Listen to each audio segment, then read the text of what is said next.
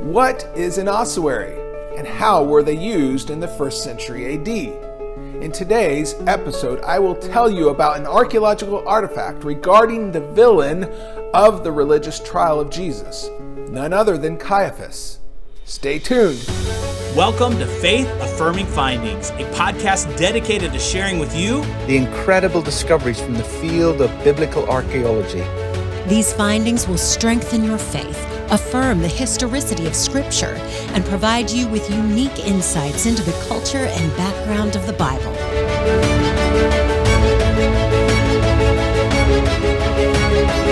Now, here is your host, Associate Professor of Bible Exposition at Dallas Theological Seminary, Dr. Paul Weaver.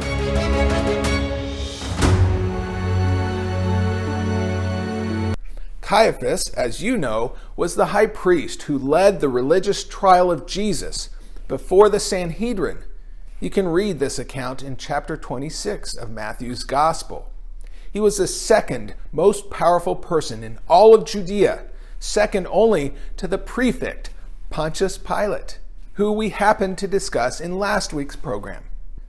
When the religious leaders feared that the Jewish people would accept Jesus as their king, and feared that as a result the Romans would destroy them and their nation, Caiaphas was the one who unwittingly prophesied, "It is expedient for you that one man die for the people, and that the whole nation not perish." At Jesus' religious trial, when Jesus identified himself as the one who would come in the clouds and institute the kingdom, Caiaphas is the one who tore his robes and said, "He has blasphemed. What further need do we have of witnesses? Behold, you have now heard the blasphemy." Well, in 1990, the grave and ossuary of Caiaphas was discovered.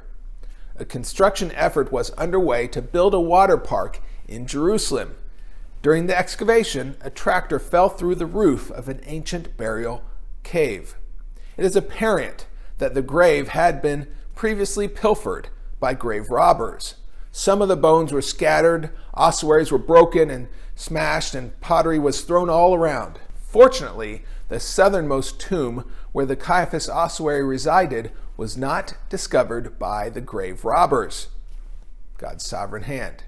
Therefore, it, along with one other ossuary, remained undamaged and in its original position. Now, an ossuary is simply a bone box made of limestone. Some ossuaries were very simple, and others were very ornate. The practice of using ossuaries inside of tombs started around the middle of Herod the Great's rule and ceased by AD 70 when Jerusalem was destroyed. The discovery of a coin minted by Herod Agrippa I, dated around 42-43, was also helpful in fixing a Second Temple burial date to this site. Finally, the pottery discovered there, along with the ossuaries, also dated this ancient burial site between 100 BC and 100 AD. During the Second Temple period, the common practice was to observe two burials. The first burial would be immediately upon the death of the individual. Approximately 1 year later, when the body would have decomposed and the flesh decayed, a second burial was performed. The family of the deceased would return to the burial site.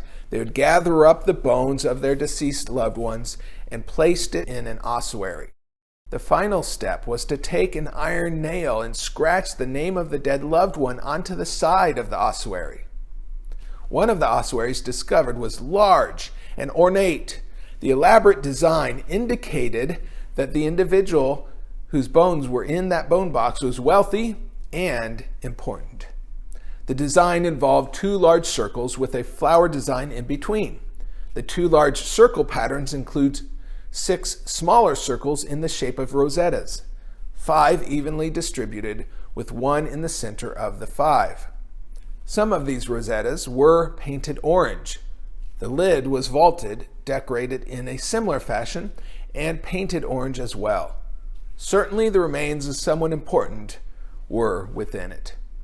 The decorative ossuary was not the only thing that was of interest to the biblical archaeologists. On either side of the ossuary was an inscription in Aramaic. The Israel Museum states, the name inscribed upon it in Aramaic appears twice, once in the form Jehoshaph, son of Kapha, and once as Jehoshaph, son of Caiaphas. Scholars believe that this ossuary belonged to the high priest Joseph Caiaphas, who is chiefly known for his involvement in the arrest and trial of Jesus, described in detail in the New Testament. Of course, as already discussed, Caiaphas was the very powerful high priest and enemy of Jesus. Yet, the Caiaphas of the Bible is not referred to as Joseph. The writings of Flavius Josephus are helpful in putting the pieces together. When speaking of the high priest, Josephus calls him Joseph, who is called Caiaphas, of the high priesthood. Joseph was his name, a very common name at the time. Caiaphas was his nickname, distinguishing him from all the other Josephs of the first century. The ornate decorations, the dating of the tomb, and the ossuaries and the inscribed name twice written on it, on the ossuary, all point to the powerful and wealthy New Testament high priest known as Caiaphas. How important was this discovery? Some have labeled it one of the top 10 most important archaeological discoveries ever uncovered. The death, burial, and resurrection of Jesus Christ is the foundation of the Christian faith. Apart from it, as Paul says, we are the most pitied of people. The discovery of the Caiaphas Ossuary affirms one more historical detail of Scripture regarding the most important events of human history, the death, burial, and resurrection of Jesus of Nazareth. Once again, biblical archaeology affirms that the Bible is historically reliable and worthy of your careful study. That is your faith-affirming finding for the week.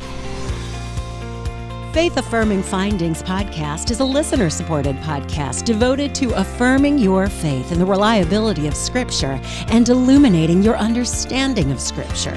If you would like to help sponsor the Faith Affirming Finding podcast, You can make a tax-deductible donation of any amount, large or small, at faithaffirmingfindings.com.